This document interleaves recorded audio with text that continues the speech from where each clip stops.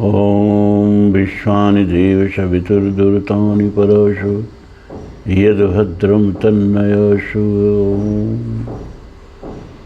सर्वमङ्गलमङ्गल्ये शिवे सर्वार्थसाधिके शरण्ये त्र्यम्बके गौरी नारायणी नमोस्तुते। वर्णानाम् अर्थसङ्घानां रसानां छन्दसामपि मङ्गलानां च कर्तारो वन्दे वाणी विनायको। अतुलितबलधाममहिं शैलावदेहं धनुजवनकृशानं ज्ञानिनामग्रगण्यं सकलगुणनिधानं वानराणामधीशं रघुपतिप्रियभक्तमवातजातं नमामि।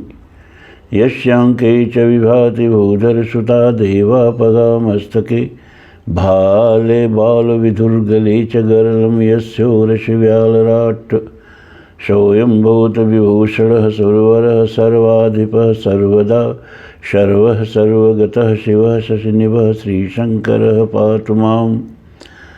शान्ताकारं भुजगशयनं पद्मनाभं सुरेशं विश्वाधारं गगनसदृशं मेघवर्णं शुभाङ्गं लक्ष्मीकान्तं कमलनयनं योगभिर्ध्यानगम्यं वन्दे विष्णुं भवभयहरं सर्वलोकैकनाथम्।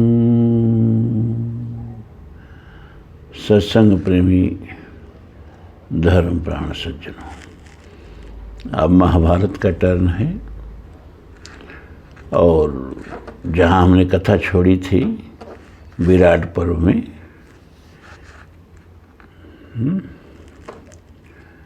गोहरण पर्व, गौ का हरण वाला है ना विराट के, तो उत्तर रथ का सारथी बना है। अर्जुन इस समय अपना रथ कृपाचार्य के सामने ला रहे हैं, युद्ध हो रहा है गौओं को बचाने के लिए।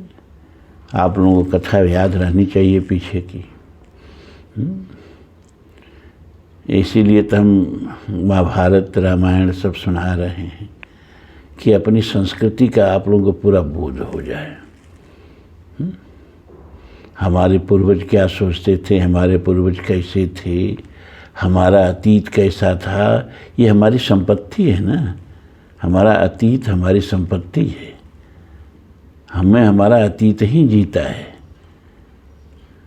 जैसा हमारा अतीत है आज हम वैसे ही हैं।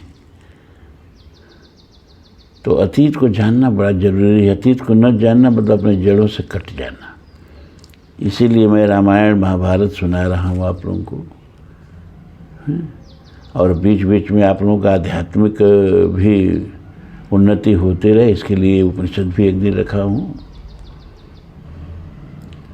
और प्रश्नोत्तर के लिए भी आप लोगों को छूट है, जो चाहे प्रश्न पूछ सकते हैं। तो आज का अध्याय है 56वां अध्याय, विराट पर्व। खट 50तमो अध्याय। अर्जुन और कृपाचार्य का युद्ध देखने के लिए देवताओं का आकाश में विमानों पर आगमन। वैशंपायन वाच। अच्छा हाँ, संस्कृत तो इसका पढ़ना नहीं है, हम वाल्मीकि रामायण वाली धुन में चले गए। वैशंपायन जी कहते हैं, जन्मेजय, तदनंतर भयंकर धनुष धारण करने वाले कौरवों के वे सैनिक शनैः शनैः आगे बढ़ने लगे। उस समय वे ऐसे दिखाई देते थे मानो ग्रीष्म के अंत एवं वर्षा के प्रारंभ में मंद वायु द्वारा प्रेरित मेघ धीरे धीरे आ रहे हों। घुड़सवार योद्धा समीप आकर खड़े हो गए। घोड़ों के साथ ही भयंकर हाथी भी आगे बढ़ आए। उन्हें महावत, तोमर और अंकुशों के मार से आगे बढ़ने की प्रदान प्रेरणा दे रहे थे, और उन हाथियों पर बैठे हुए शूरवीर अपने विचित्र कवचों से प्रकाशित हो रहे थे। राजन, इसी समय देवताओं सहित इंद्र विमान पर बैठकर विश्वदेव, अश्विनी कुमार तथा मर्दगणों के साथ वहाँ आए, जहाँ परस्पर शत्रुता रखने वाले दो दलों का भयंकर संघर्ष छिड़ा हुआ था। उस विमान में इंद्र सहित 33 देवता विराजमान थे। याद रखिए, वाल्मीकि रामायण में भी 33 देवता की ही बात चली, यहाँ भी 33 देवता की ही बात चल रही है। 33 कोटि का मतलब करोड़ नहीं होता है, वो ऐसी बात नहीं है, लेकिन यहाँ जब कहा जाए कि 33 कोटि देवता, तो उसका मतलब होता है 33 प्रकार के, कोटि माने प्रकार भी होता है, 33 प्रकार के देवता, कैटेगरी। इसकी कोटि की इंग्लिश होती है कैटेगरी, हैं 33 कैटेगरीज ऑफ गॉड्स। गॉड्स यहाँ छोटा गॉड्स रहेगा तो उसका मतलब देवता हो जाएगा, बड़ा गॉड्स रहेगा उसका मतलब ईश्वर हो जाएगा। तो 33 देवता कौन कौन है हमने बता दिया था, हैं? फिर से होगा, सुन लीजिए। 11 रुद्र, 12 आदित्य, 23 हो गए हैं, और 8 वसु, 31 हो गए, और 2 अश्वनी कुमार, 33 हो गए। उस विमान में इंद्र सहित 33 देवता विराजमान थे। इनके सिवा गंधर्व, राक्षस, सर्व, पितर, महर्षिगण, राजा, वसुस्मना, बलाक्ष, श्रुपदर्दन, अष्टक, शिवी, ययाति, नहुष, गय, मनु, पुरु, रघु, भानु, कृशाश्व, सगर तथा नल, ये सब तेजस्वी रूप धारण करके देवराज इंद्र के विमान में दृष्टिगोचर हो रहे थे। ये सभी देव समुदाय से दल महर्षिगण अर्जुन तथा कौरव दल का युद्ध देखने के लिए जुटे हुए थे।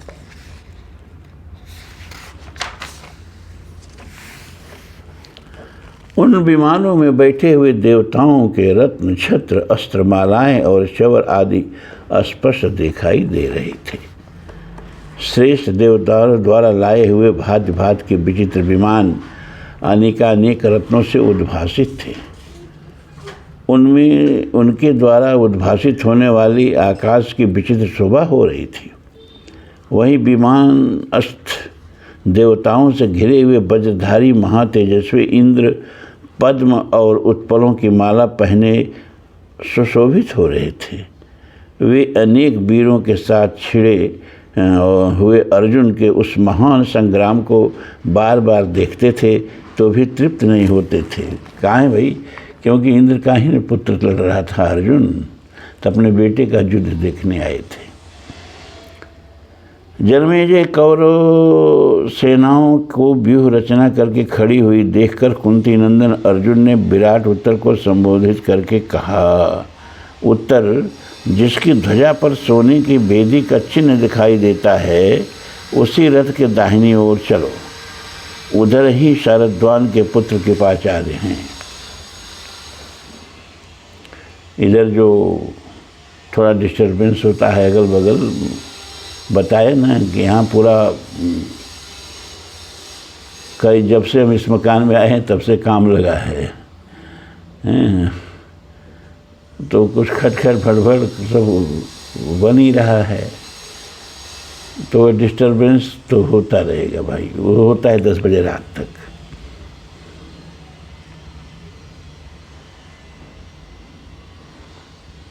वैशंपायन वाच।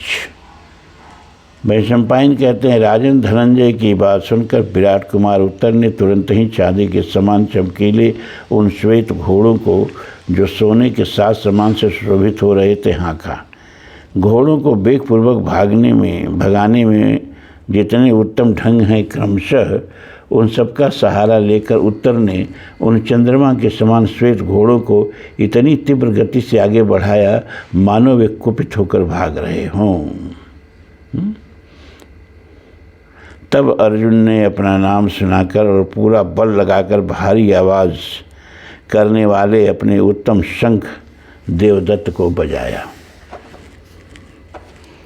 युद्धभूमि में वैसे महापराक्रमी विजयशील अर्जुन के द्वारा बजाए जाने पर उस शंख से इतनी जोर की आवाज़ हुई मानो कोई पर्वत फट गया हो। उस समय समस्त कौरव अपने सैनिकों के साथ यह कहकर उस शंख की सराहना करने लगे कि हो, यह अद्भुत शंख है जो अर्जुन के इस प्रकार बजाने पर भी उसके सैकड़ों टुकड़े नहीं हो जाते।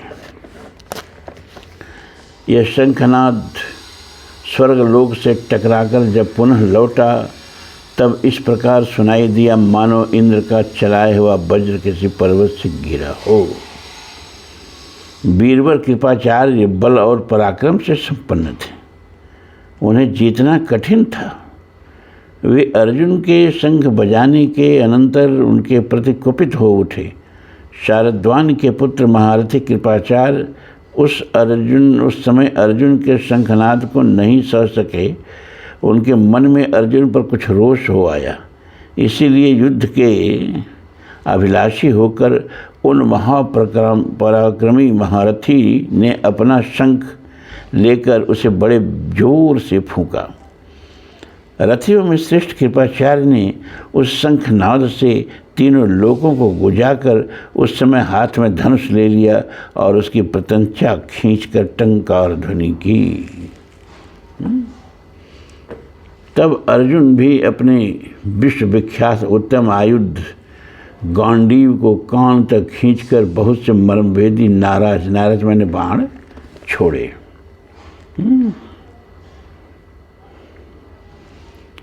किंतु अर्जुन के द्वारा चलाए हुए उन रक्त पीने वाले नाराजों को अपने पास आने से पहले ही कृपाचार्य ने तीखे बाण मारकर उनके सैकड़ों और हजारों टुकड़े कर डाले। तब सामर्थ्यशाली महारथी कुंती पुत्र अर्जुन ने क्रोध में भरकर बाण चलाने की विचित्र पद्धतियों का प्रदर्शन करते हुए बाणों के झड़ी लगाकर संपूर्ण दिशा विदिशाओं को ढक दिया और आकाश को सब ओर से एकमात्र अंधकार में निमग्न सा कर दिया। तदनंतर अचिंत्य मंद बुद्धि वाले प्रथापुत्र अर्जुन ने सैकड़ों बाण मारकर कृपाचार्य को ढक दिया। आग के लपटों के समान जलाने वाले उन तीखे बाणों से पीड़ित होकर कृपाचार्य को बड़ा क्रोध हुआ। तब उन्होंने अनुपम पराक्रमी महात्मा प्रथापुत्र को युद्ध में तुरंत ही 10,000 बाणों से पीड़ित करके बड़े जोर की गर्जना की। तब वीर अर्जुन ने अपने गांडीव धनुष से छूटे हुए झुकी हुई गांठ और सुनहरे पंख वाले 4 बाणों द्वारा बड़ी उतावली से कृपाचार्य के चारों घोड़ों को बेच डाला। वे चारों बाण बड़े तीखे और उत्तम थे। विषाग्नि से जलते हुए सूर्य के भांति उन तेज बाणों की मार पाक खाकर वे सभी घोड़े सहसा उछल पड़े। इससे कृपाचार्य अपने स्थान से गिर गए। किंतु कृपाचार्य ने पुनः अपना स्थान ग्रहण कर लेने पर तुरंत ही सफ़ेद चीलों के पंख से युक्त 10 बाणों का प्रहार करके सव्यसाची अर्जुन को बेच डाला। तब अर्जुन ने एक तीखे भल्ल नामक बाण द्वारा कृपाचार्य का धनुष काट डाला और पुनः उनके दस्ताने को नष्ट कर दिया। इसके बाद पार्थ ने मर्मभेदी तीखे बाणों द्वारा उनके कवच को भी छिन्न भिन्न कर दिया, किंतु उनके शरीर को तनिक भी कष्ट नहीं पहुंचाया। गुरु से लड़ाई हो रही है, मारा भी जा रहा है और ये कि कोई कष्ट भी न हो। कवच से मुक्त होने पर कृपाचार्य का शरीर इस प्रकार सुशोभित हुआ मानो समय पर केचुल छूटने के बाद सर्प का शरीर सुशोभित हो रहा हो। अर्जुन द्वारा धनुष काट दिए जाने पर कृप ने दूसरा धनुष लेकर उस पर प्रत्यंचा चढ़ा दी। यह एक अद्भुत सी बात हुई, परंतु कुंती नंदन ने झुके हुई गांठ वाले एक बाण से उनके उस धनुष को भी काट डाला और इस प्रकार कृपाचार्य के बहुत से दूसरे धनुष भी शत्रुवीरों का संहार करने वाले पांडुनंदन ने हाथ की फुर्ती दिखाने में कुशल वीरों के बाद छिन्न भिन्न कर डाले। इस तरह धनुष कट जाने पर प्रतापी कृपाचार्य ने पांडुपुत्र अर्जुन पर वज्र की भांति प्रज्वलित रथ शक्ति चला दी। तब अर्जुन ने भारी उल्का की भांति अपनी ओर आती हुई उस सुवर्ण भूषित शक्ति को 10 बाणों द्वारा मारकर आकाश में ही काट डाला। बुद्धिमान पार्थ के द्वारा 10 टुकड़ों में कटी हुई वह शक्ति पृथ्वी पर गिर पड़ी। तब कृपाचार्य ने पुनः प्रत्यंचा सहित धनुष लेकर उसके ऊपर एक ही साथ भल्ल नामक 10 बाणों का संधान किया। उन 10 तीक्ष्ण बाणों द्वारा तुरंत ही अर्जुन को बींध डाला। तदनंतर महातेजस्वी कुंती पुत्र ने उस संग्राम भूमि में कुपित हो कृपाचार्य पर पथ पर रगड़ कर तेज किए हुए अग्नि के समान तेजस्वी 13 बाण चलाए। एक बाण से उनके रथ का जुआ काटकर 4 बाणों से 4 घोड़े मार डाले और 6ठे बाण से रथ के शरीर का सिर धड़ से अलग कर दिया। 6ठे बाण से रथ के सारथी का सिर धड़ से अलग कर दिया। फिर उन महारथी अर्जुन ने 3 बाणों से रथ के तीनों वेणु दो से रथ का धूरा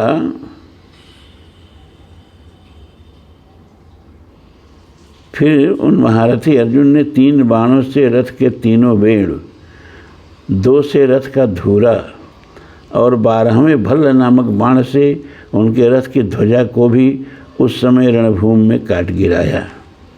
इसके बाद इंद्र के समान पराक्रमी फाल्गुन ने, अर्जुन का 10 नामों में एक नाम फाल्गुन भी है, हंसते हुए वज्र सदृश 13वें बाण द्वारा कृपाचार्य की छाती में चोट पहुंचाई।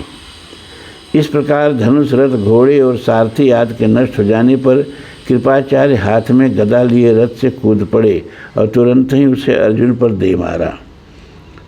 जिसका सुवर्ण आदि से भली भांति परिष्कार कर दिया गया था, वह कृपाचार्य द्वारा चलाई हुई भारी गदा अर्जुन के बाणों से प्रेरित हो उल्टी लौट गई।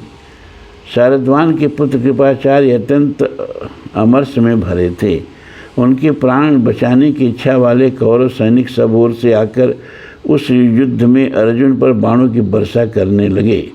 यह देख विराट पुत्र उत्तर ने घोड़ों को दाईं ओर से घुमाकर यमक्रम मंडल से रथ संचालन करते हुए उन सब योद्धाओं के बाणों को रोक दिया। इतने में ही वे नरश्रेष्ठ सैनिक कुंती पुत्र धनंजय से डरकर रथहीन कृपाचार्य को बड़े वेग से वहाँ से हटा ले गए। अब अर्जुन का द्रोणाचार्य के साथ युद्ध है और आचार्य का पलायन। यानी अब गुरु शिष्य जिनका कान पकड़ पकड़ के द्रोणाचार्य धनुष पकड़ना सिखाए, बाण चलाना सिखाए, आज वहीं शिष्य उनके सामने युद्ध करने के लिए उपस्थित थे।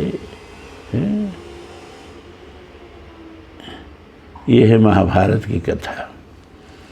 अब यहाँ गुरु और शिष्य का वह प्रेम, वह सम्मान, आपसी व्यवहार, मर्यादा देखने को नहीं मिलेगी जो रामायण में मिलेगी। अब यहाँ गुरु शिष्य लड़ रहे हैं आपस में। वैशंपायन जी कहते हैं, जन्मेजय, जब कृपाचार्य रणभूमि से बाहर हटा दिए गए तब लाल घोड़े वाले दुर्धर्ष वीर आचार्य द्रोण ने धनुष बाण लेकर श्वेत वाहन अर्जुन पर धावा किया। सुवर्णमय रथ पर आरूढ़ गुरुदेव को अपने निकट आते देख विजयी वीरों में श्रेष्ठ अर्जुन उत्तर से इस प्रकार बोले, सारथे तुम्हारा कल्याण हो। जिस रथ की ध्वजा में ऊंचे डंडे के ऊपर पताकाओं में विभूषित ऊंची सुवर्णमयी वेदी प्रकाशित हो रही है, वहाँ आचार्य द्रोण की सेना है, मुझे वहीं ले चलो। जिनके श्रेष्ठ रथ में जुटे हुए सब प्रकार की शिक्षाओं में निपुण, चिकने मूंगे के समान लाल रंग के तावे से मुख वाले, सुंदर तथा अच्छे ढंग से रथ का भार वहन करने वाले बड़े बड़े अश्व शोभित हो रहे हैं, वे महातेजस्वी, दीर्घबाहु, बल एवं रूप से संपन्न तथा समस्त संसार में विख्यात पराक्रमी प्रतापी वीर भरद्वाज नंदन द्रोण हैं।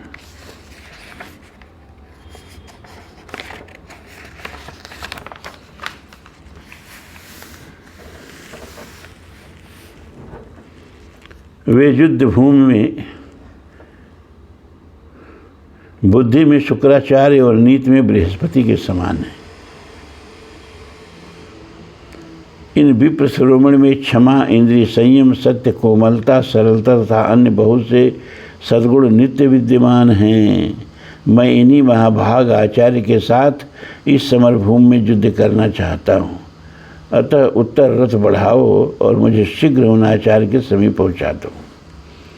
वैशंपायन जी जन्मेजय से कहते हैं, राजन, अर्जुन के इस प्रकार आदेश देने पर विराट नंदन उत्तर ने सोने के आभूषण से विभूषित उन अश्वों को आचार्य द्रोण के रथ की ओर हाँक दिया।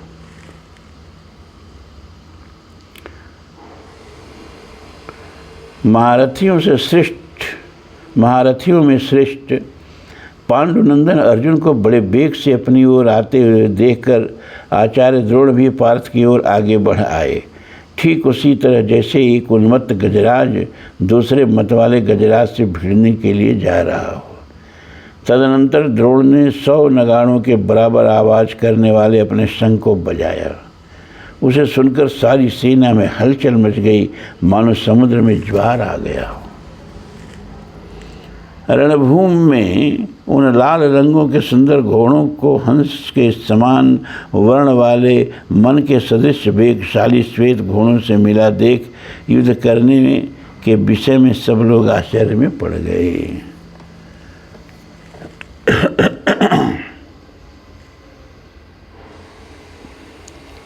तदनंतर शत्रुवीरों का नाश करने वाले महारथी और महापराक्रमी कुंती पुत्र महाबाहु अर्जुन हर्षोल्लास में भर गए और आचार्य द्रोण के रथ से अपना रथ भिड़ाकर उन्हें प्रणाम करके हंसते हुए शांतिपूर्वक मधुर वाणी में बोले,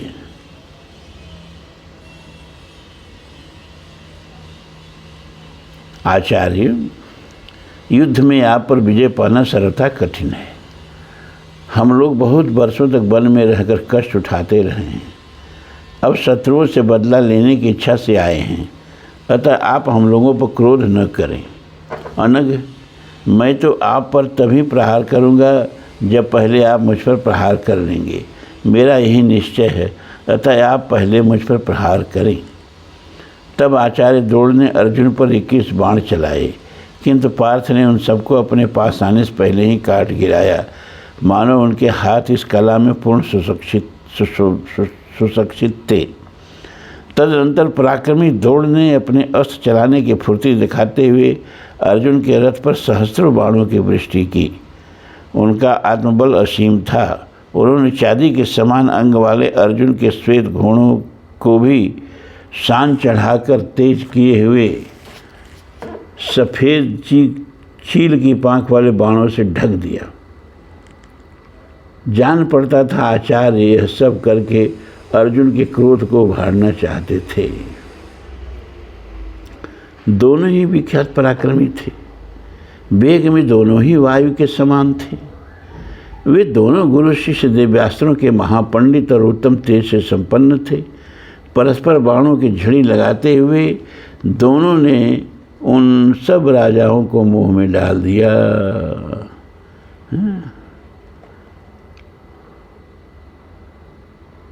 भला युद्ध में अर्जुन के सिवा दूसरा कौन द्रोणाचार्य का सामना कर सकता है?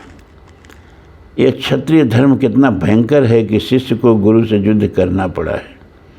इस प्रकार वहाँ युद्ध के मुहाने पर खड़े हुए योद्धा आपस में बात करते थे।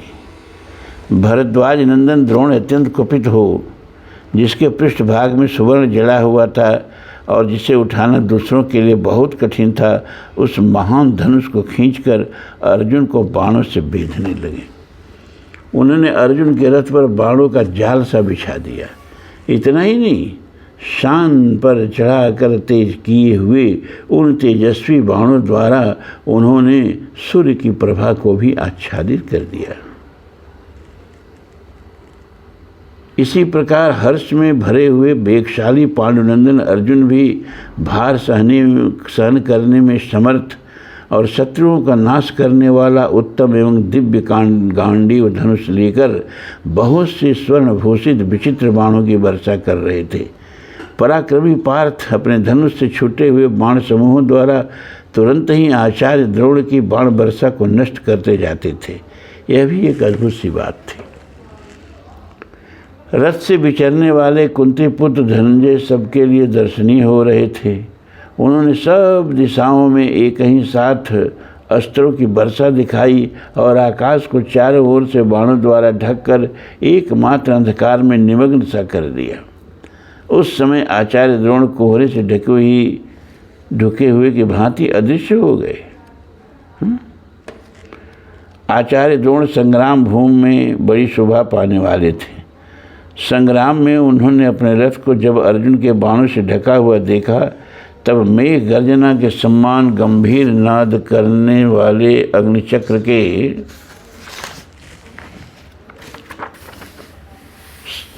का सहारा भयंकर उत्तम आयुध श्रेष्ठ धनुष की टंकार फैलाते हुए उसे कानों तक खींचा और अपने सर समूहों से अर्जुन के उन सब बाणों को काट डाला। उस समय जलते हुए बाणों के चटकने का सा बड़ा भयंकर शब्द हो रहा था। उस समय सोने की पांख और झुकी हुई गांठों वाले आकाशचारी बाणों के बहुत से समुदाय आकाश में दृष्टिगोचर हो रहे थे। इस प्रकार वे दोनों वीर रणभूमि में विभूषित महाबाणों की वर्षा करते हुए आकाश को मानो उल्काओं द्वारा आच्छादित करने लगे। महामना द्रोण और पांडु नंदन अर्जुन का वह रोषपूर्ण युद्ध वृतासुर और इंद्र के समान भयंकर प्रतीत होता था।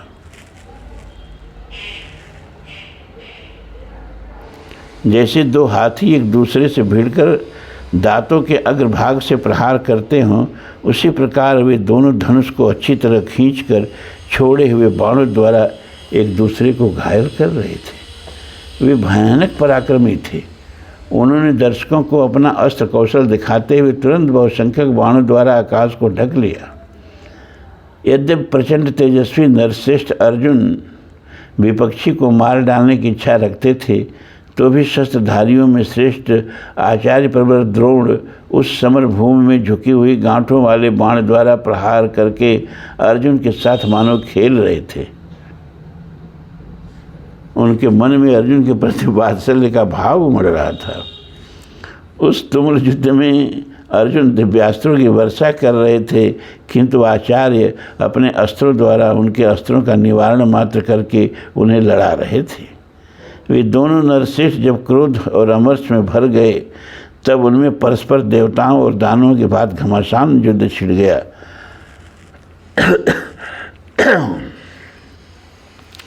पांडुनंदन अर्जुन आचार्य द्रोण के छोड़े हुए ऐन्द्र, वायव्य और आग्नेय आदि अस्त्रों को उसके विरोधी अस्त्र द्वारा बार बार नष्ट कर देते थे।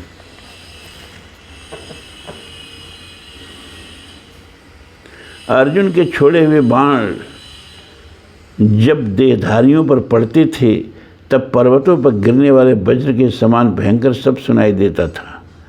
द्रोणाचार्य और अर्जुन के उस युद्ध में पार्थ के बाणों से पीड़ित हो कितने ही योद्धा मर गए।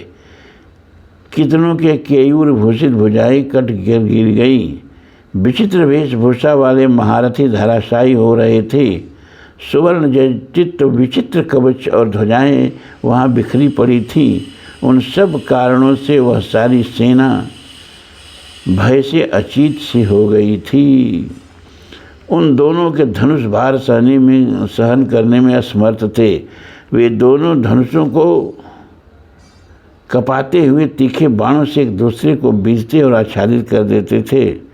उस समय प्राणों की बाजी लगाकर दोनों वीर धनुष को कान तक खींचकर छोड़े हुए झुकी गांठ वाले बाणों से एक दूसरे को विदीर्ण कर रहे थे। इसी समय आचार्य द्रोण की प्रशंसा करने वाले देवताओं का यह शब्द आकाश में गूंजा, अहो, द्रोणाचार्य ने बड़ा दुष्कर कार्य किया और अब तक अर्जुन के साथ युद्ध में डटे रहे। ये अर्जुन तो शत्रुओं को मत डालने वाले पराक्रमी और मुष्टि वाले दुर्धर्ष तथा संपूर्ण देवताओं और दैत्यों को जीतने वाले महारथी वीर हैं। उस समर भूमि में अर्जुन का कभी न चूकने वाला स्वभाव, अस्त्र शस्त्रों की अद्भुत शिक्षा हाथों की फुर्ती और दूर तक बाण मारने की शक्ति देखकर आचार्य द्रोण को भी बड़ा विस्मय हुआ। जन्मेजय तदनंतर रणभूमि में कुंती पुत्र ने दिव्य गांडीव धनुष को ऊंचे उठाकर कुपित हो उसे दोनों हाथों से खींचना आरंभ किया। फिर तो टिड्डियों के झुंड के समान उनकी बाण वर्षा देखकर वे सभी सैनिक आश्चर्यचकित हो साधु साधु करते हुए उनकी प्रशंसा करने लगे। उनके बाणों के भीतर वायु भी प्रवेश नहीं कर पाती थी। कुंती नंदन अर्जुन निरंतर बाणों को हाथ में लेते, धनुष पर रखते और छोड़ते थे। कोई भी उनकी इन क्रियाओं में क्षण भर का भी अंतर नहीं देख पाता था। इस प्रकार शीघ्रतापूर्वक आक्रमण के द्वारा चलने वाले उस अत्यंत भयंकर संग्राम में कुंती पुत्र अर्जुन शीघ्र एवं अत्यंत शीघ्र दूसरे दूसरे बाण प्रकट करने लगे। पांडुनंदन के शीघ्रतापूर्वक अस्त्र संचालन के लिए इंद्र ने उनकी बड़ी प्रशंसा की। उनके सिवा वहाँ जो गंधर्व और अप्सराएं आई थी उन्होंने भी उनकी बड़ी सराहना की। तदनंतर रथियों के उत्पत्ति आचार्य पुत्र अश्वत्थामा ने रथारोहियों के विशाल समूह के साथ सहसा वहाँ पहुंचकर पांडुनंदन को चारों ओर से घेर दिया। अश्वत्थामा ने महात्मा अर्जुन के उस पराक्रमी मन ही मन भूरभीर प्रशंसा की और उन पर अपना क्रोध प्रकट किया। आचार्य पुत्र क्रोध के वशीभूत हो गया था। वह रणभूमि में जल बरसाने वाले मेघ की भांति सहस्र बाणों की बौछार करता हुआ पार्थ पर टूट पड़ा। तब महाबाहु अर्जुन ने जिधर अश्वत्थामा था उस ओर घोड़े को घुमाकर आचार्य द्रोण को भाग जाने का अवसर दे दिया। अर्जुन के उत्तम बाणों से द्रोण के कवच और ध्वज छिन्न भिन्न हो चुके थे। वे स्वयं भी बहुत घायल हो गए थे। अतः मौका पाते ही वेगशाली घोड़ों को बढ़ाकर तुरंत वहाँ से भाग निकले। इस तरह 58वां अध्याय पूरा हुआ। अब कल जो है वह अश्वत्थामा के साथ अर्जुन के युद्ध का वर्णन आप लोगों को सुनने को मिलेगा। आज इतना ही। ओम पूर्णमदः पूर्णमिदं पूर्णात् पूर्णमुदच्यते पूर्णस्य पूर्णमादाय पूर्णमेवावशिष्यते। सर्वे भवन्तु सुखिनः, सर्वे सन्तु निरामयाः, सर्वे भद्राणि पश्यन्तु, मा कश्चित् दुःखभाग् भवेत्। अस्तु मा सद्गमय, तमसो मा ज्योतिर्गमय, मृत्योर्मा अमृतं गमय। ओम शांति शांति शांति। ओम धर्म की जय हो, अधर्म का नाश हो, प्राणियों में सद्भावना हो, विश्व का कल्याण हो। हर हर महादेव।